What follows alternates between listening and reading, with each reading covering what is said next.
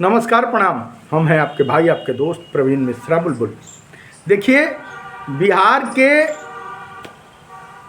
शिक्षा विभाग से एक बड़ी खबर लेकर आपके सामने आ गए हैं। बता दें कि सबसे पहले आपको एक चीज़ बताएं कि मैं भगवान तो नहीं हूँ, लेकिन मुझे लगता है कि जो कल होने वाला है उसकी अनुभूति मुझे हो जाती है। एक शक्ति, एक तीसरी शक्ति काम करती है मेरी, और लगातार मुझे जो लगता है, एक तीसरा नेत्र कहिए, वह बताता है कि यह काम होने वाला है। जीवन में एक चीज़ जो हमने पाई है वह यही है कि मेरे खून में पता नहीं क्या है कि नहीं चाहते हुए भी किसी के साथ अगर अन्याय हो रहा है तो मैं उसको बर्दाश्त नहीं कर पाता हूँ। वह चाहे जहाँ भी हो, रास्ते में, चाहे घर में, या कहीं भी मैं जा रहा हूँ, या जहाँ मैं रहता हूँ, चाहे मैं जो भी जॉब करता हूँ, अगर किसी के साथ कोई दूसरा भी अन्याय करता है तो बहुत सारे लोग हैं जो चुपचाप देखते रहते हैं, चुपचाप बैठ जाएंगे। कोई किसी को मारे, कोई किसी को गाली दे, कोई किसी के साथ अन्याय करे, लेकिन मुझसे वह अन्याय चाहेंगे कि चलो कोई किसी को मारने दौड़ रहा है, बिना मतलब वो अपना बैठा हुआ है, शांति से काम कर रहा है। कोई किसी के साथ कोई भी अपरिहार्य, माने बिना मतलब कोई काम कर रहा है, और बहुत सारे लोग होते हैं कि चुपचाप, कोई किसी को सता रहा है, कोई किसी को कुछ कर रहा है तो वो लोग चुप रहेंगे। लेकिन मैं मैया रानी से कहता हूँ कि हे माता रानी, मुझे वह शक्ति दे दो, हे ऊपर वाले मुझे वह शक्ति दो कि मैं इस अन्याय को बर्दाश्त कर सकूं। कोई भी रावण अगर राम पर प्रहार कर रहा है, कोई रावण अगर सीता मैया का हरण कर रहा है, तो मैं देख ही नहीं पाता हूँ। पता नहीं क्यों, यह क्या वजह है। और मैं उसको कह देता हूँ कि यहाँ, ऐ फलाना आदमी, आप यह गलत कर रहे हैं। ऐ रावण, तुम गलत कर रहे हो, क्यों सीता का हरण करने जा रहे हो। मेरा जो खून है ना, मेरा अपना जो मैंने सुना है, 3 पुश्त से कोई भी मेरा एक सुरती, बीड़ी, पान तक नहीं खाया, जो मैंने अभी तक आंखों से देखा है। चाहे वो मेरे बाबा रहे हों, मेरे पिताजी, या मैं, 3 पुश्त जो मैं देख रहा हूँ, आज तक कोई एक बीड़ी, पान, सिगरेट तक नहीं खाया। आपको एक बात हम बता दें कि चुनाव का समय चल रहा था और बिहार के मुख्यमंत्री नीतीश कुमार जी चुनाव लड़ रहे थे, और उसी दौरान मेरे मन में ये चीज़ें आई। मैं लगातार कुछ बोल रहा था। नियोजित शिक्षकों को मैं बोल रहा था कि बहुत अच्छे हैं, इनको ग्रेड पे है, इनको वेतनमान है। और मैं बार बार बोल रहा था कि बिहार के मुख्यमंत्री यशस्वी मुख्यमंत्री, उन्होंने ही नियोजित शिक्षकों को दिया है, और वह उन्होंने कहा कि देंगे। मेरे मन के ये भाव थे, वो पता नहीं कहाँ से मेरे मन में आ रहे थे, और मैं बोलता जा रहा था। कुछ विशिष्ट शिक्षक जो लोग बन गए थे, या जो बीपीएससी टीआरई 1, टीआरई 2, टीआरई 3 वाले, पूरे बिहार से मुझे बार बार फ़ोन करते थे, और वे लोग बिहार के यशस्वी मुख्यमंत्री नीतीश कुमार जी का बार बार विरोध करते थे। मैं जो बोलता था कि बिहार के यशस्वी मुख्यमंत्री नियोजित शिक्षकों को उन्होंने दिया है, उन्हें वही बोले हैं कि देंगे। उन्होंने ही ग्रेड पे वेतनमान 2015 में दिया, उन्होंने बिजली दिया, उन्होंने पानी दिया, उन्होंने बिहार को सबल बनाया, उन्होंने महिलाओं को अधिकार दिया, उन्होंने तमाम चीज़ें दी। आज शिक्षा विभाग को सुधारने में बिहार के यशस्वी मुख्यमंत्री नीतीश कुमार लगे हुए। अब मैं यशस्वी मुख्यमंत्री बोलता था तो कुछ विशिष्ट शिक्षक, या ये जो टीआरई 1, टीआरई 2, टीआरई 3, या जो भी लोग थे, चुनाव का समय चल रहा था, लगातार फ़ोन करके, या कमेंट बॉक्स में, आज भी कमेंट मेरे पड़े हुए हैं, पुराने मेरे वीडियो आप देखिएगा, उसमें लोग बिहार के यशस्वी मुख्यमंत्री को उल्टा सीधा बोलते थे कि हाई है, हाउ है, हार जाएंगे, जीत जाएंगे, ये करेंगे, वो हो जाएंगे, आपके यशस्वी मुख्यमंत्री बर्बाद हैं, ये है, फलाना है। लेकिन मेरा मन जो था, तीसरी शक्ति थी, वो बार बार कहती थी, मुझे लगता था कि नहीं, हो न हो आने वाला समय फिर से बिहार के मुख्यमंत्री नीतीश कुमार जी, यशस्वी मुख्यमंत्री, विकास पुरुष मुख्यमंत्री फिर से आएंगे। और मुझे लगता था कि जो नियोजित शिक्षक हैं सबसे सुरक्षित हैं, ग्रेड पे हैं, वेतनमान इनको है, इनको वेतनमान 5200 से लेकर 20,200 है। और किसी के समझाने बुझाने पर नहीं, ये मेरी अपनी शक्ति थी जो यह कहलवाती थी बार बार। 2000 का ग्रेड पे है, तो ये चीज़ मैं बार बार कहता था, इसका विरोध भी हुआ, लेकिन सभी नियोजित शिक्षकों को मैंने संभाल के रखा। मैंने अपने YouTube पे यह बोला कि नियोजित शिक्षकों चुनाव अच्छे से संपन्न कराइए। चुनाव आयोग का एक एक चीज़ मैंने पालन कराया। बिहार के मुख्यमंत्री नीतीश कुमार जी का बार बार मैंने अपने चैनल के माध्यम से पूरे बिहार में प्रचार प्रसार किया, लेकिन लगातार विशिष्ट शिक्षकों और तमाम लोगों के विरोध के बावजूद जब एक नई पार्टी बनी, कोई पार्टी आई थी जनचिराग की, कौन सुराज, तो प्रशांत किशोर जी की पार्टी थी। तो प्रशांत किशोर जी की पार्टी को लोग कहते थे कि इस बार बहुमत आएगा, ये आएगा, वो आएगा। उसी में एक अमर खरगा जी हैं मधुबनी के, बड़ी अच्छे एस्ट्रोलॉजी के जानकार हैं। अमर खरगा जी का फ़ोन आया, उन्होंने कहा कि बुलबुल जी, आपका वीडियो हम देखते हैं, बड़ा अच्छा लगता है, और बड़े अच्छे एस्ट्रोलॉजर थे। उन्होंने कहा कि मैंने कुछ लोगों से कहा है कि ये जनसुराज को एक भी सीट नहीं आएगा, भले वो 243 सीट पे चुनाव लड़ रही है। लोगों का कहना है कि नहीं, उनको बहुत सीट आएगा, इतना आएगा, कम से कम 50 सीट आएगा, 100 सीट आएगा। खरगा जी ने हमसे कहा कि आप क्या कहते हैं। हमने कहा कि देखिए, मुझे तो ये लगता है कि बहुत सारे लोग मुझे भी कहते थे कि आपको टिकट दिलवा रहे हैं, आप टी सीरीज़ के गायक हैं, आप बहुत बड़े सिंगर हैं, इंटरनेशनल अवार्ड विनर हैं, तो आपको भी एक चुनाव लड़वाया जा रहा है, ये हो रहा है, वो हो रहा है।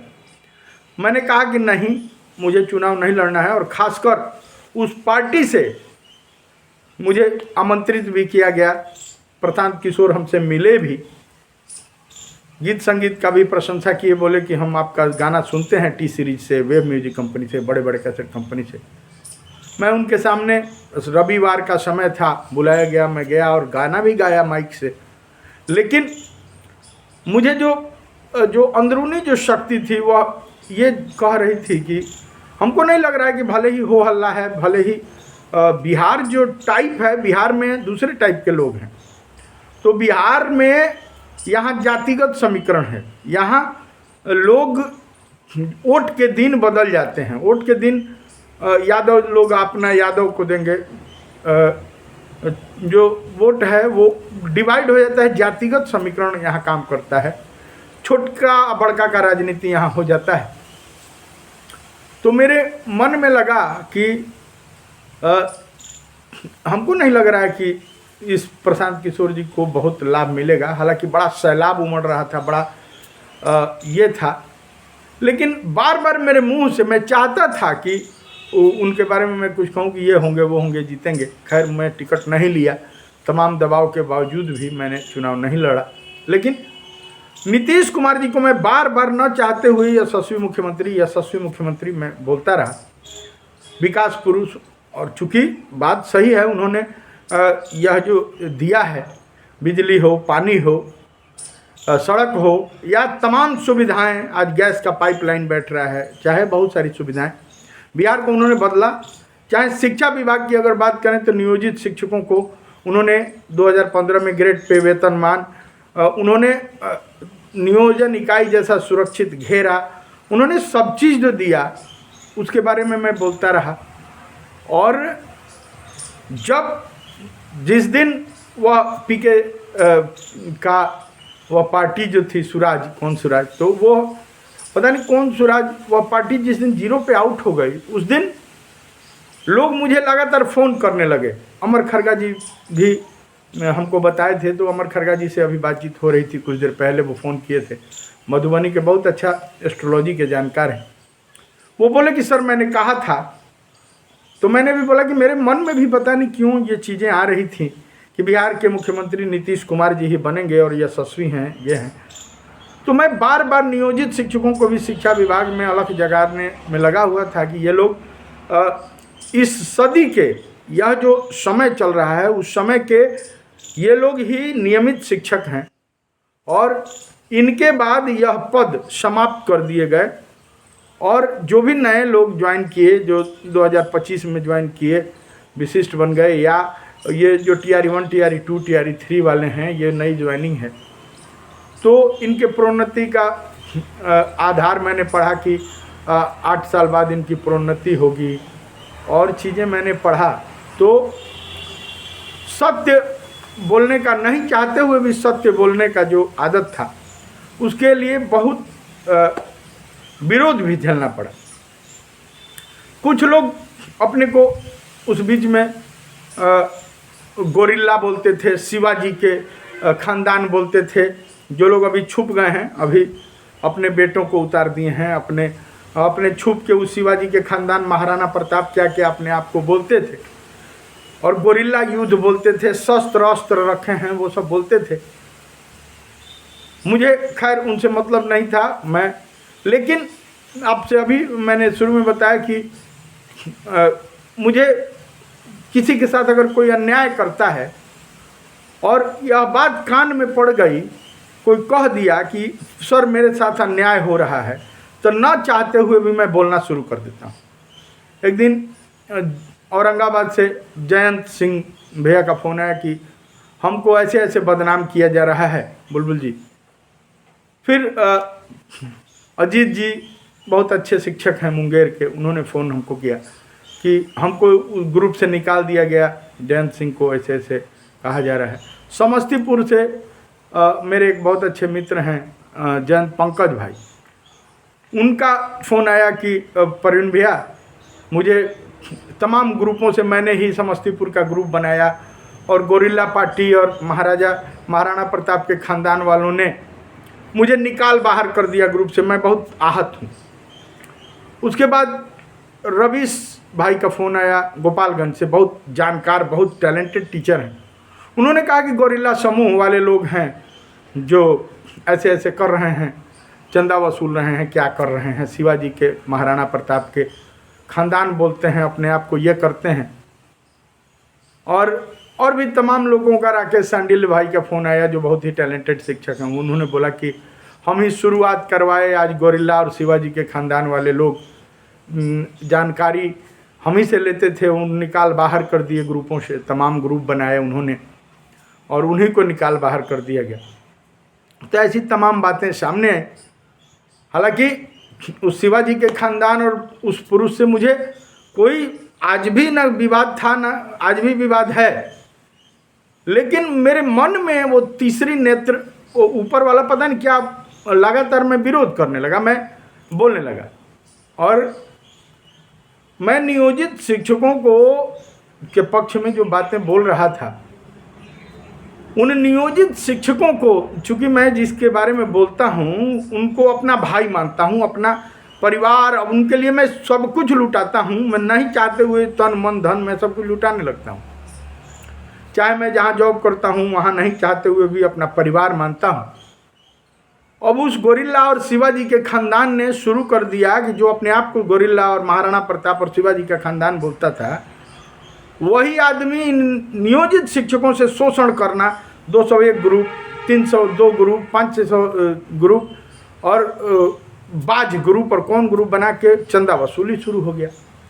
मैं नहीं चाहते हुए, मुझसे कोई विवाद नहीं था, लेकिन नहीं चाहते हुए भी मैं बोलना शुरू कर दिया। वो तीसरी नेत्र, मेरा तीसरा नेत्र काम करने लगा और मैं बोलता गया। आज देखिए, आज छोटा सा झटका आया तो वह गोरिल्ला और महाराणा प्रताप का जो ख़ानदान अपने आप को बताते थे, जो चंदा इकट्ठा करते थे वो गायब हो गए।